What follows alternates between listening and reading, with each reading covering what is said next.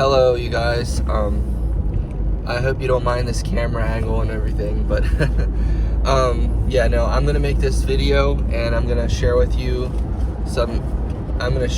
my testimony. I've shared my testimony, like different parts of it, a lot of times in a lot of different places, and yeah, so you might find, if you look on my YouTube channel or something like that, you might find some more stuff about my testimony and that sort of thing. But I encourage you to keep it here because, you know, I'm in the best part of my growth I've ever been, right? And I mean, when your goal is to constantly progress, and you are constantly progressing each day, you know what I mean? When you're staying on the covenant path, doing what you're supposed to do, and continuing on, then every day is your best day, right? And the next day is going to be better. It's such an amazing thing. And that's not to say that there won't be hard times, of course. There will be. But anyway, I want to share my testimony with you, and I want to try to keep it as brief as possible, but I want to, you know, give it as much as I can, too, at the same time. But anyway, when I was a little kid, my grandmother taught me about Jesus, and she taught me about the Bible. It was just like in our house. Like, we had pictures of Jesus on the wall. We went to church on Sundays. We knew what church was. We knew who Jesus was, things like that. And we sang songs about Jesus and God and everything, and learned Bible stories, read Bible books, stuff like that. And so we were always raised as Christian. And when I became a teenager, on my way to become a teenager and through my teenage years, I started, you know, taking a more serious stand in Christianity for myself, and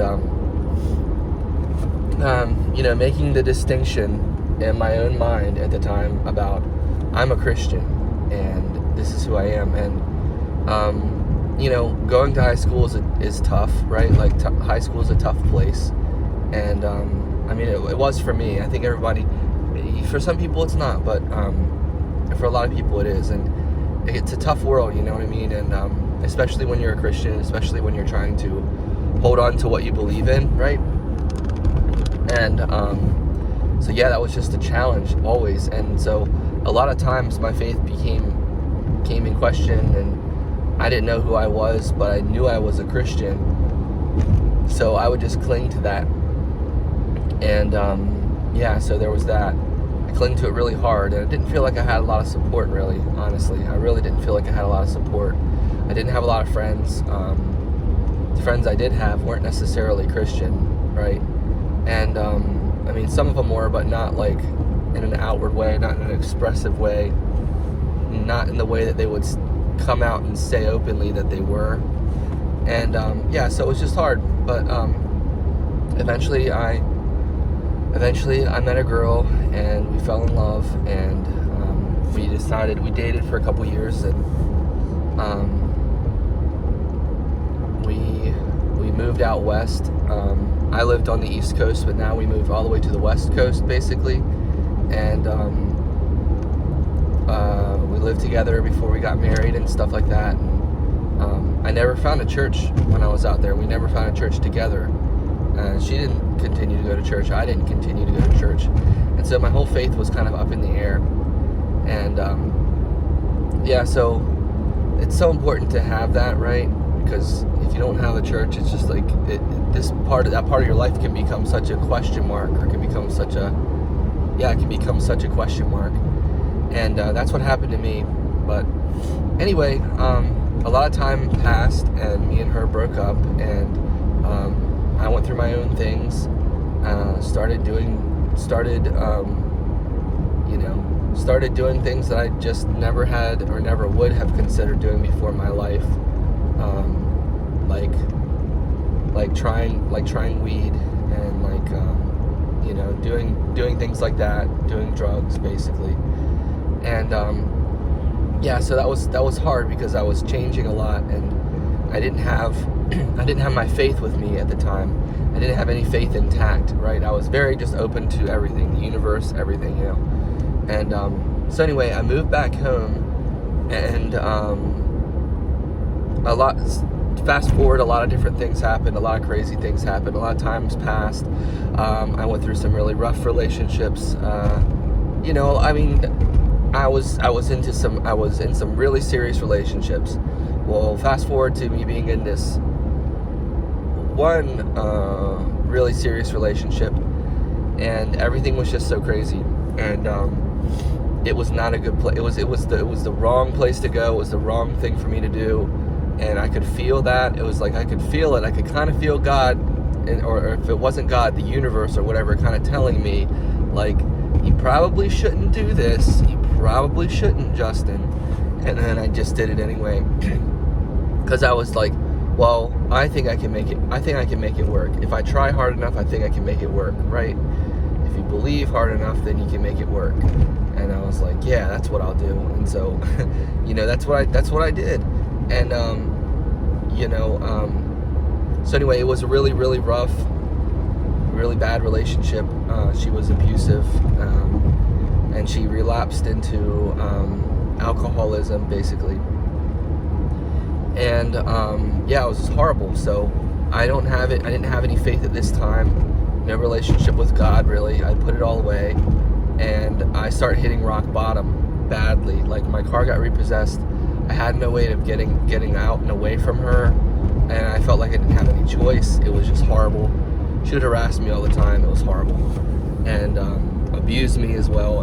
Abuse emotionally, spiritually, and physically, and just ridiculous, And I just really felt like, wow, I need to get out of here. This is horrible. And like, I can't believe that this is where my life is. I can't believe this is what my life is. And every time I thought that it couldn't get any worse, it would get worse. And that was something that really caught my attention, helped wake me up a little bit more out of it, because I was just stuck. And I've pretty much been a stubborn person my whole life. It's really hard to get me to go in a different direction. At least it has been in my life, right? It has been hard for me to do that. But I was dead set. In my ways with this. I was like, nope, I've made my bed, and I'm going to lie in it, and I'm going to stay right here. Despite how bad things get, I'm just going to make it better. I'm just going to work through it. We're just going to get through it. And God and the situation were consistently showing me that this is not where I need to be. This is not what I need to be in. That this is just taking... And it got to the point where it was like, okay, you want to stay here? Well, guess what?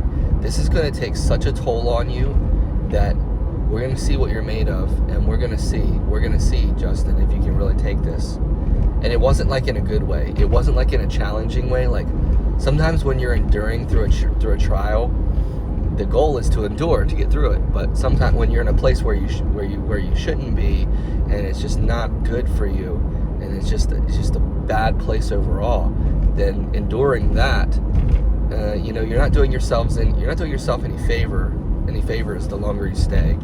And so I just realized I needed to get out of there bad, and I did not know how to do that. I didn't know what to do, where to turn, basically. But I also did at the same time. So deep down, I knew God was real. I knew after all of this stuff, I knew he was real. And I had just piled so much dirt on him, ignored him, and for years, no real relationship with him at all. You know what I mean? Not going to church, definitely not reading the Bible, definitely not reading any scripture or anything like that. Like, nothing to do with God. Like, enjoying life, enjoying my 20s, and having nothing to do with God. That was me.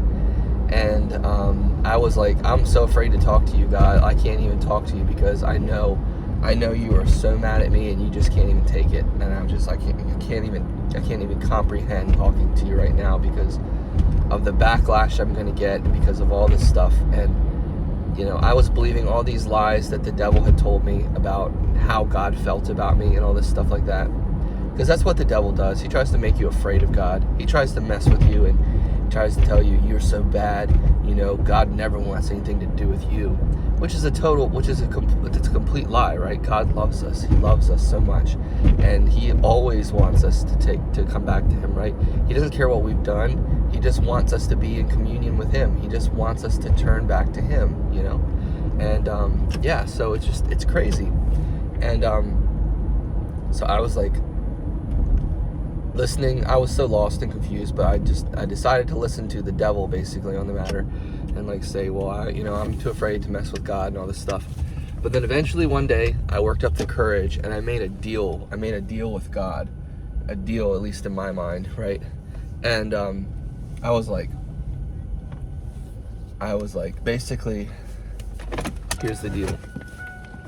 I'm putting my faith and trust in you, God, because I know that if I read the Bible, if I read your word, I know you will lead me in the right direction. I just know you will.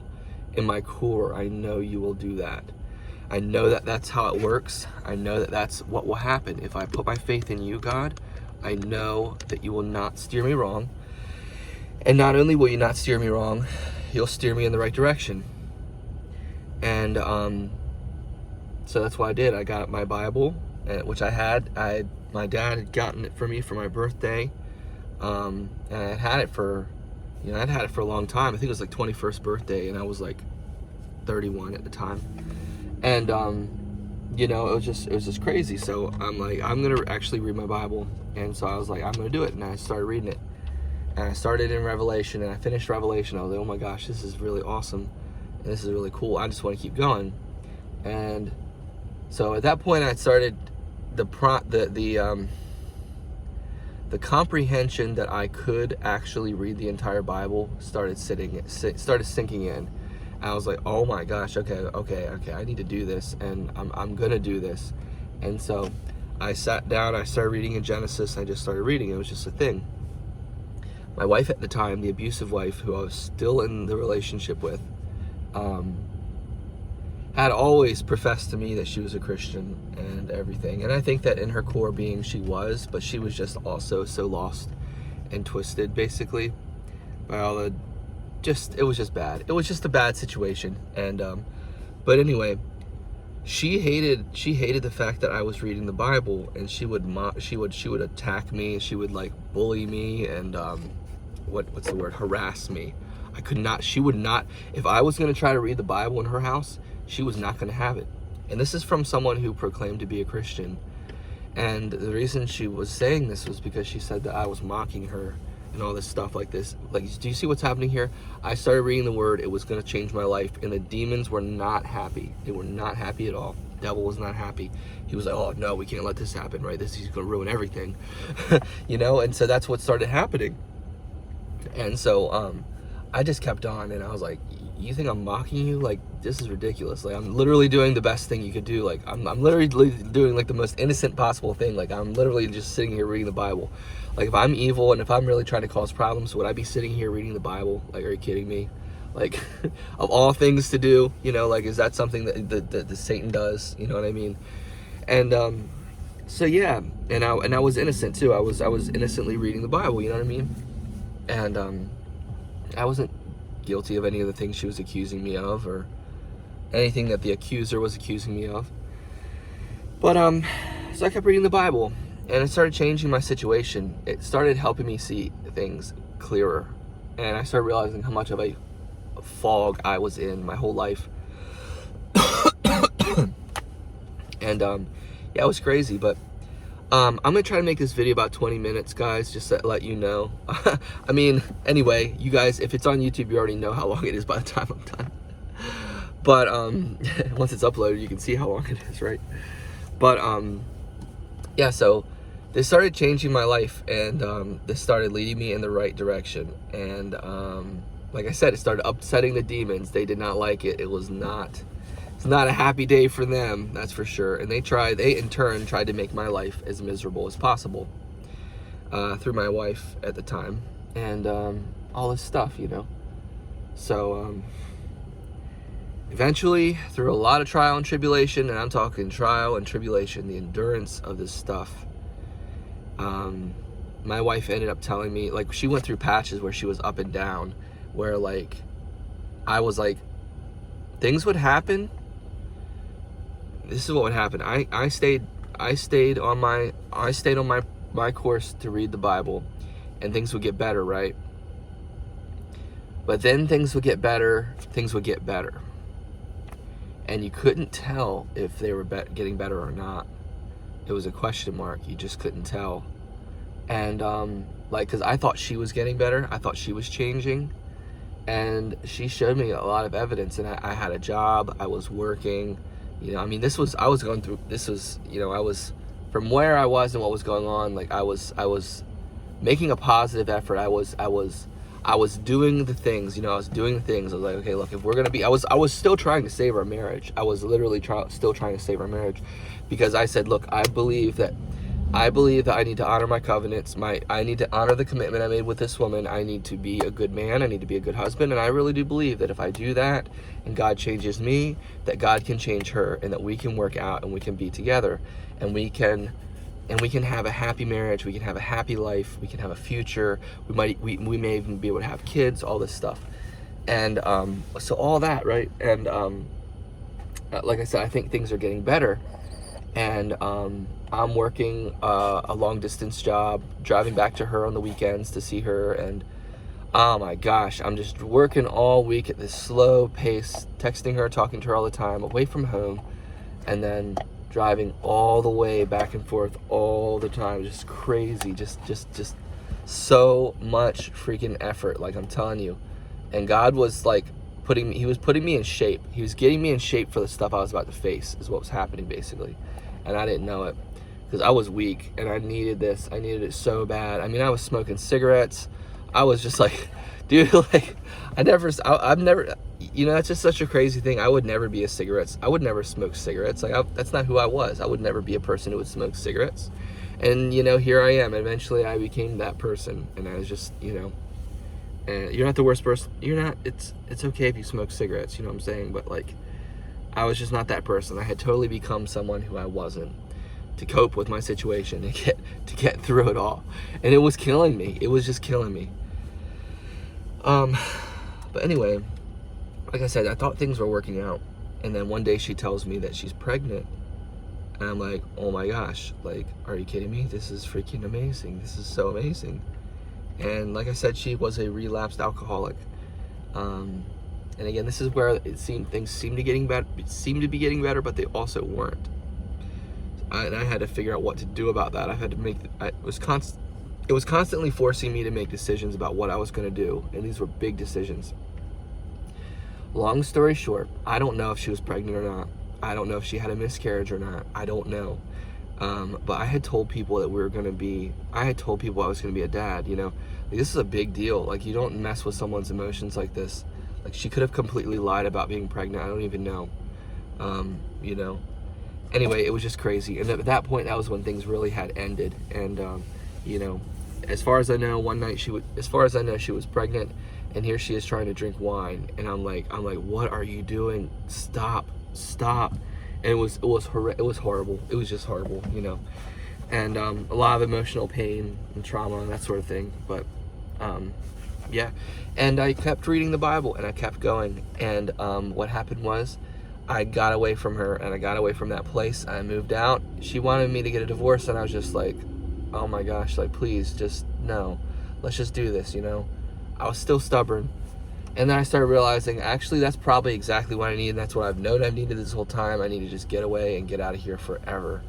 And so that's what I did. And it wasn't easy, but I did that. And I moved in with my dad, and I got away from her. And then, of course, the enemy's just running rampant in her house at this point too, and she's just going off, firing all these texts to me, sending all of me this stuff, and, just horrible, never endings, just all the time, and deep, sharp digs, like, yeah, we're going to tell you this, and then we're going to mess with you this way, and we're going to make you think this about yourself. And like this, the evil, just the worst of the worst, you know what I mean? The worst. And, but I knew, at this point, it's like, here's the thing. If I hadn't had my faith that I was starting to reclaim and starting to build again, if I didn't have what I knew about God to be true, if I didn't have the relationship I was building with Him, if I didn't have the knowledge that the Bible is true, and that the Bible is the Word of God, and that if you read the Word of God, He's going to enlighten and correct your path. If I didn't have that knowledge, then dude, I would not have been able to survive the stuff that was coming my way. Not only that, but I would have been stuck in it and just lost in it, you know? But because I had that knowledge, I knew, I could see through. I was like, this is bullcrap. I was like, this is ridiculous. This is, I had the knowledge that what was going on was not true. That it was, you know, the things that they were saying about me, the things that the attacks on my character, all this stuff that just, they weren't true. And that was hard, man, because like, dude, if you're with someone who knows you to some extent, and they just decide one day they're gonna go after you and try to really wreck you, you know what I mean? And they've got the power of Satan behind them, like going full force to try to just wreck you and end you. That is a lot. That's a lot to deal with, and that's a lot. That's like, dude, like you can't get through that on your own. You just can't. I don't think you can, not without God. And so anyway, all that stuff happened. I finally got away from her, and I was getting into a better situation. I was working on myself. I got myself a car that was working. I finally got a car again. I had a job. I was all this stuff, and I was like, okay, God, phase 2. I need to go to church. I need to find a church to go to, right? And here's where my conversion to the church story happens. So I was just like, man, I don't know which church to go to. I don't even feel like I have enough time, energy, or strength to figure out which church I need to go to, right? I'm like, dude, I don't have time for that. I don't have time to figure out what church I need to go to. I need to just go to church. You know what I mean? I just need it. Doesn't matter which one. I just need it. And so I was like, well, I'll go to I'll go to my dad's church. I'll go to his church because that's the no-brainer answer. That's where God was leading me. That's where I was led to go. So, okay. So I went there, and I knew the pastor a little bit, and I knew these people a little bit, and they knew me a little bit, and they had no idea I just came out of the freaking death storm of all ages. And I started going to this church while I was still in the midst of the problems with my ex as well, because for a time, and she actually came with me one time to that church before everything hit the fan, you know what I mean? And so I was known by the pastor to be a married man and have a wife and everything, and they were praying for us. They were praying for us and trying to, you know what I mean? They were praying for us. And so here's just me, and I don't know if me and her are gonna break up, all this stuff, but that was a process. Getting to that point where I knew that me and her were not gonna be together anymore, that was a big deal, and it took time, but it happened, and I got there. I realized it, and yeah. So I kept going to this church, kept reading the Word, and kept, I was putting everything I possibly could into my spiritual walk, into the things I was doing. And I mean, I was watching YouTube, I was watching anything and everything God related on YouTube that God was leading me to watch. That's what I was doing.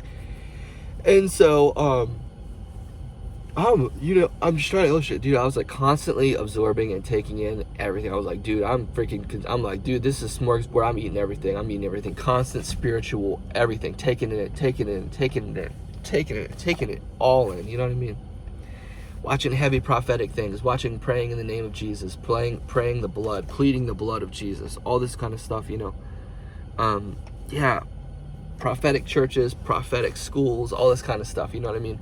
Just looking into all of it and just absorbing it, keeping up my spiritual walk, keeping up reading the Bible, all this stuff. And because I knew deep in my heart, this was like kind of like the promise I made with God, like, because I was like, dude, like, you saved me, so I need to do this. If you're gonna save me, which you have and already have done, if you save me, then I'll take care of this and I'll do this. That was like my promise I made to God. So I was like, well, I need to just keep going and do this, right? And so that was the kind of ferocity I had behind doing it. And so that's what I was doing. And I started to grow. Things started to change. I started realizing that I'm trying to see. I started realizing that I seemed to have more zeal towards God and towards my spiritual walk than my dad and family did around me. I started realizing that I was, you know what I mean, I was putting more into it, I guess. And they were just a little bit more, no judgment towards them, but they were just kind of passive to me. It seemed like they were just passive. And so I struggled with that because I was still like, still struggling with judgment, being judgmental and things like that. But anyway, I just started realizing it just made me start looking at my own growth and see what I was doing and where I was going and all that. And I started realizing that I was growing. I started realizing I was growing and that the stuff I was doing was working. And not only was it working as in it got me away from the horrible pit I was in with my ex-wife and all. Literally, I was living in the pit of hell, basically, is where I was, living in the pit of hell. Not only did it get me away from that, but it continued to carry me forward. And that's when I realized this is never going to stop. This is never going to end. I am never going to stop being pulled further and closer to God. The longer I continue to do this, the more I do this, the closer to God I'm going to get. That's when I realized that. I was like, wow, this is working, this is real. And I started realizing that and started having a testimony of that. And then, I started realizing that the church I was going to wasn't really feeding me, it wasn't taking care of my spiritual needs, And so I was just like, yeah. And it was an older congregation. Like, most of the people in the church were older. And so not a lot of people my age. I was kind of, not an odd man out or anything, because I was definitely included, but I was definitely kind of like on an island in a way, you know what I mean, for my age group. And feeling that camaraderie, that being able to relate to people on a real level, you know what I mean, like, in different ways. And so I was like, I don't know if I'm supposed to be here anymore, God. I don't know. And he was like, yeah. And I was like, okay. And I was like, okay, well, where do I need to go? I was like, I'll go. And I started having all this new hope that just like come back, right? This is amazing. Like, and I testify to you guys that if you think you've lost something, just because you think you've lost something and it feels like you've lost it, that doesn't mean it's lost. Let me tell you. And because I got back a lot of things that I thought were gone forever. You know what I mean? The devil will trick you. He'll be like, dude, you ain't ever getting that back. Ever. And it's true, if you continue in that direction, you won't. But if you turn around and you give your life to God or to Christ, you know what I mean, then it will change. Things will change. And that's what happened. Things changed in my life. And not only did things change, but I got back a lot of the things that I had lost. You know what I mean? And things that I lost, things that I thought were lost forever. I started getting that back. And that's an amazing thing. It really is. And it constantly happens. It happens every day. It's a constant process. It still hasn't stopped. This is 2 years later since this, 2 or 3 years since the time I'm talking about. But yeah. And so I was like, okay, I need to go to a different church. And trust me guys, I'm getting there. We're almost to the end, okay? Anyway, but yeah, and so I was like, oh, okay. And so I was living in this town called Cambridge, which is where I was born and raised. Born there and lived there a lot of my life growing up and stuff. So very familiar, comfortable territory that I felt estranged from, and now I felt like I was back. I felt like I was back in my own stomping grounds. I was around my family. I wasn't far from home. All this stuff, because when I was with my ex, I was far from home. And I was like, dude, I was out there, bro. I was way out there.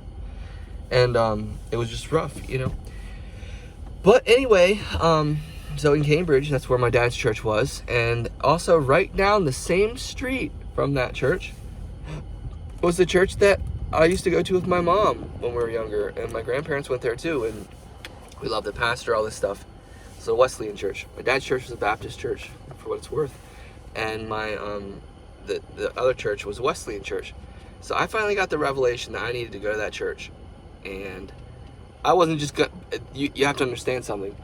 At this point in my walk, I was no longer in a place where it's like, yeah, I'll start going there. Just, show up on Sunday, say, oh yeah, hey, how's it going, That wasn't me anymore, and that wasn't the life I could live anymore. I could live that life if I wanted to, but that was not me anymore. You understand what I'm saying? That was not where I was with my spiritual walk. I couldn't just show up and just casually be like, oh yeah, well, try this church, whatever. I was in. I was in, and I was in it to win it. You know what I'm saying? I'm like, dude, Team Jesus, 100%. You know what? If you're not, then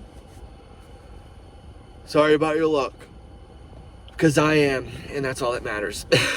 That's where I was. And so I prayed about it. I was like, I really need to do this. So I drove to that church during the week.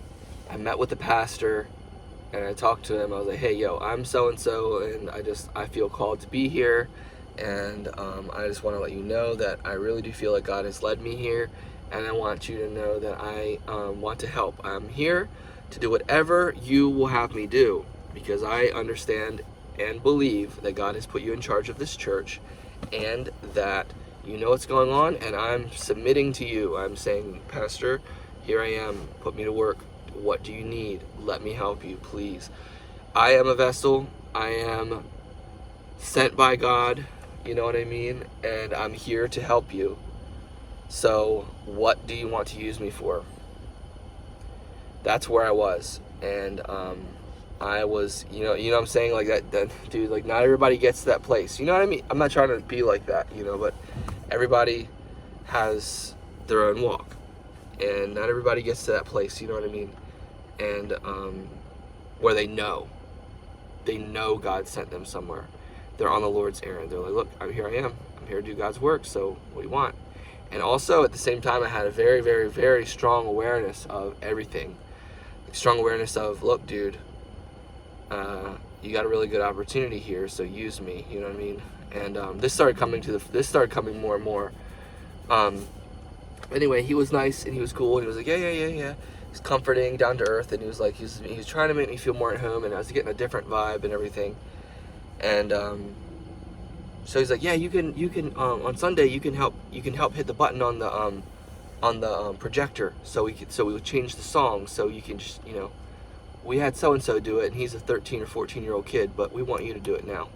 And because this is what we need. And I was like, I understand that that's what you need, but at the same time, there's also like, dude, I'm like, I can freaking do anything you want, and that's what you want me to do. So it was interesting, you know what I mean? And so it was just a lot going on, a lot of lessons that I was to learn, a lot of lessons I was learning there.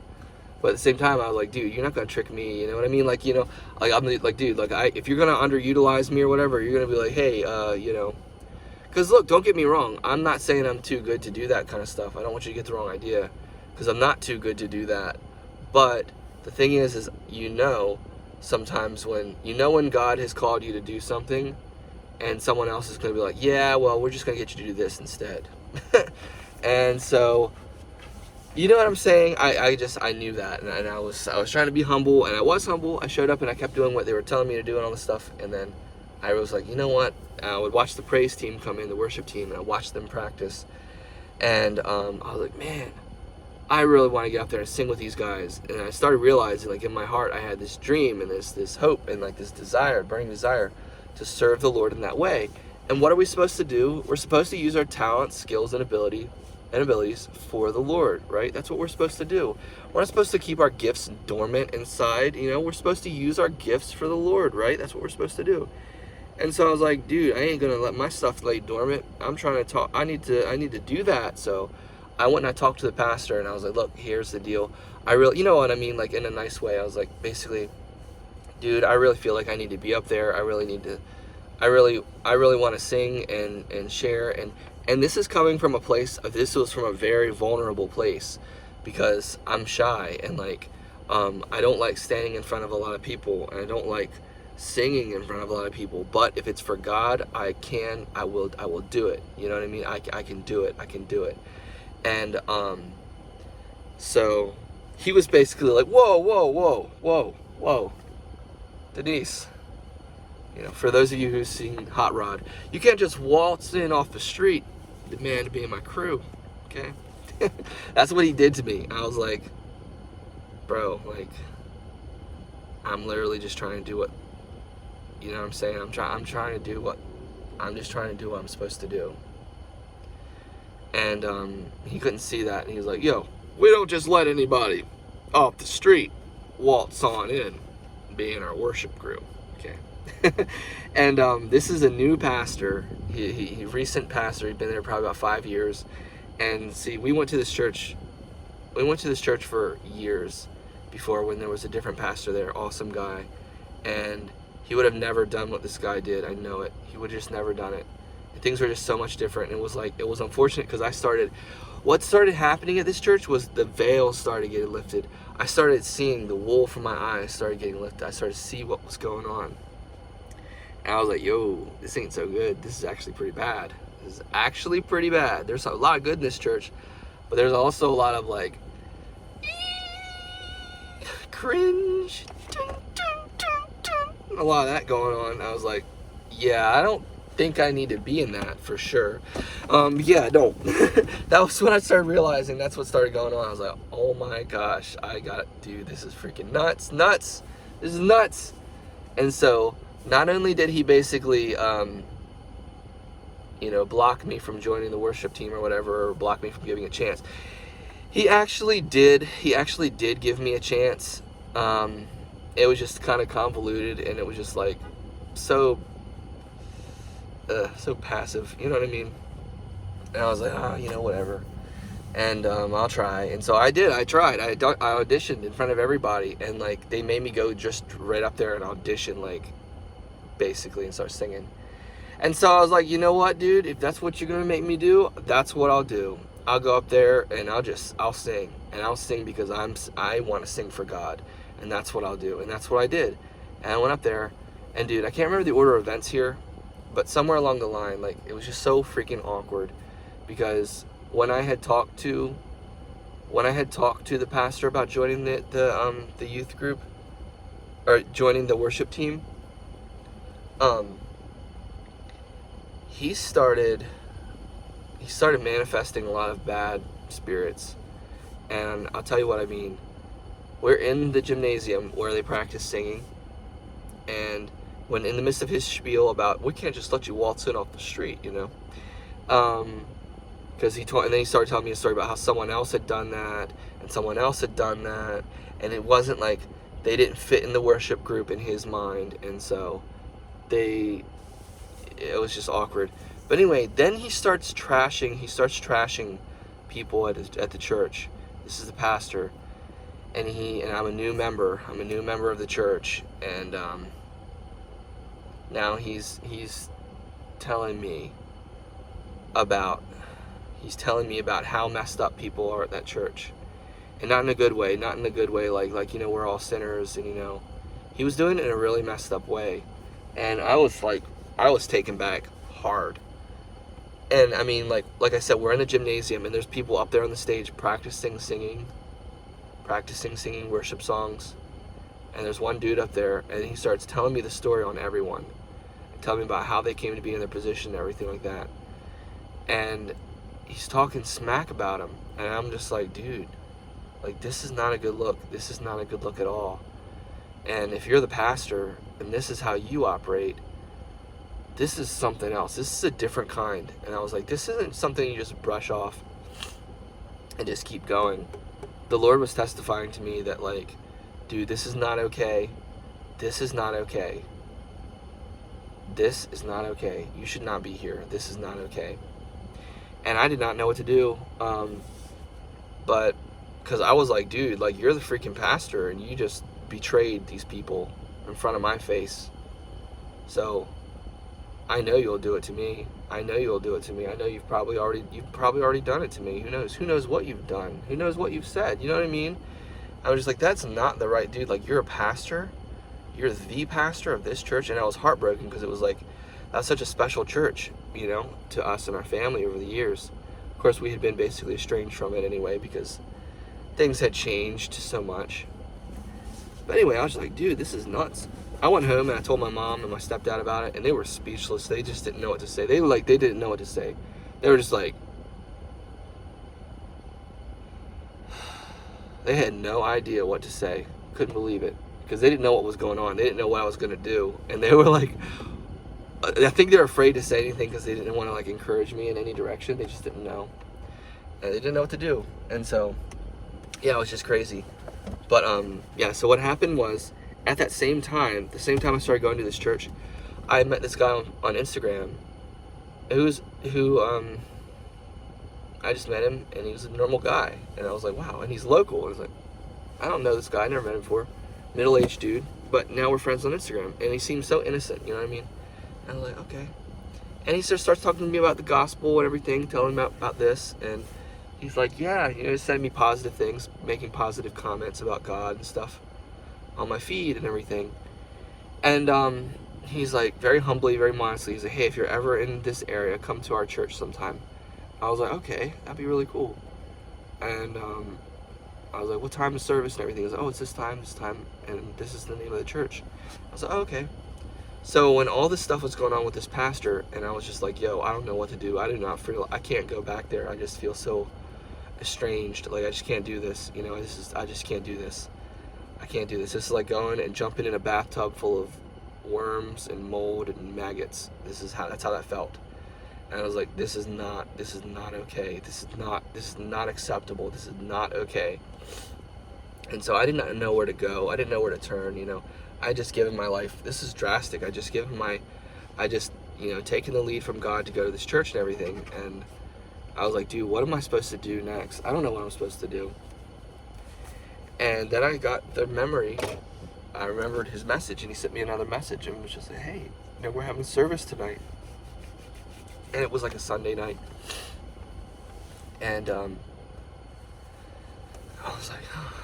And I looked out the window. In my mom's house, we have a sliding glass door. And outside the window is our lane, and on the other side of the lane is our field, and there's a road that goes all the way down the field, down around a mile or two, and around a curve, and around another curve, and then off into the distance. You can literally look down the countryside and see for about a good mile. And it's absolutely stunning and beautiful. And that is the direction of my friend's church, geographically. That's where his church was. And I just remember being there, and I just remember like looking at my phone, seeing his message, and being like, and then looking up, and looking out the door, and looking at the window, and looking at the path, peaceful, beautiful, comfortable, serene direction, and just feeling like God going, come on, son, come on, come this way.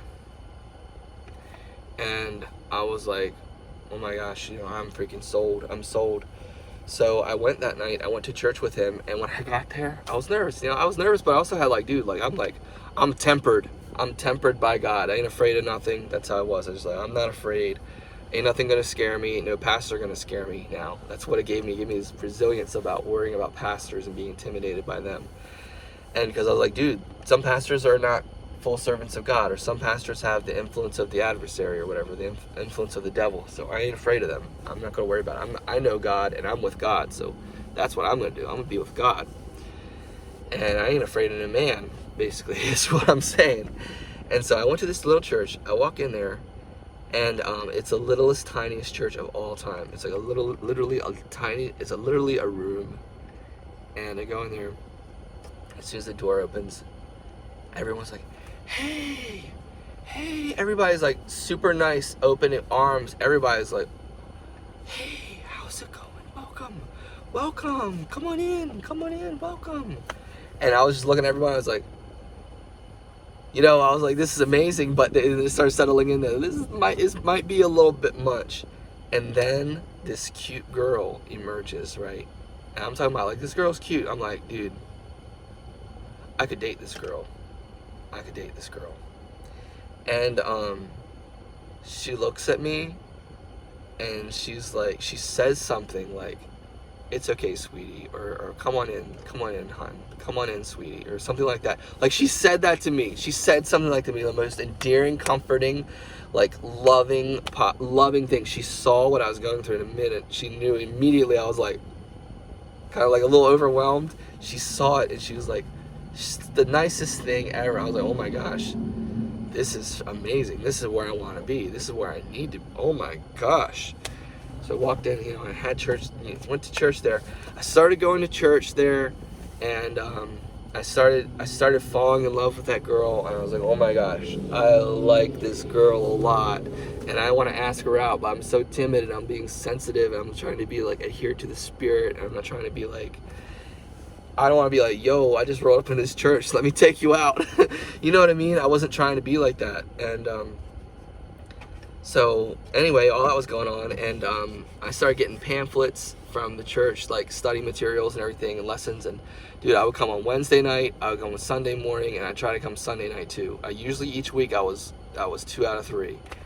And you know, so we're learning this and that, and we're learning this and that, we're learning and everything, and I'm in there. But still, I felt like I was in the wrong grade. You know what I mean? I felt like I was in the wrong grade. I felt like I was in 5th grade, and I should have been in 10th. Or I at least should have been in 8th.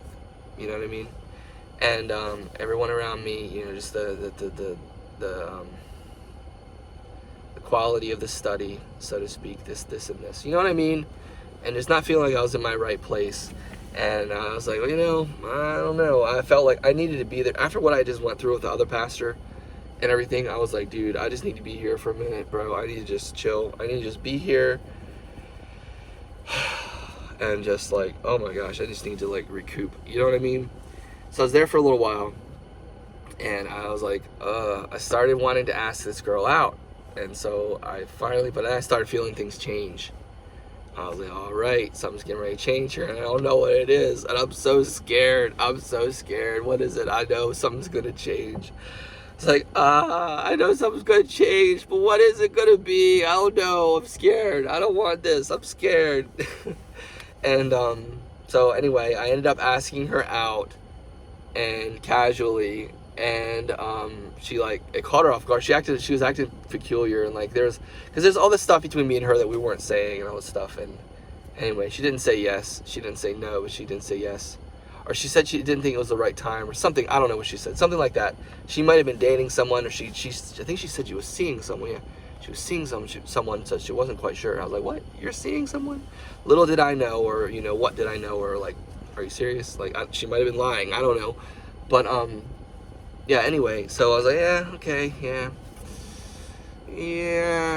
all right. I was like kind of feeling that, and I was like, okay, all right. You know, I don't know. And so one day at church, the pastor's going on. And he's going on, and I'm there again. I'm just like, okay, I'm here, you know. Ain't being going out with so-and-so. Ain't gonna be, you know what I mean? It's like, all right, well, I'm still serious about God and all, but, you know, I felt like a lot more calmed down at this point. I was being calmed down. Okay. And then one day the pastor's going off. He's preaching. He's going off, and like I did sense and I did know that all the people in the church, they knew things, right? They knew things, but it wasn't quite right. They didn't quite have it. They didn't quite know it. I recognized this and knew this before I found the church, and